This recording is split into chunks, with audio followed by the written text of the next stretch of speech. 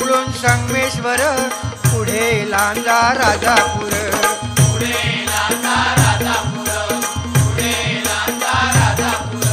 दापोली खेड गुहागर, रत्नागिरी जिल्ह्यावर.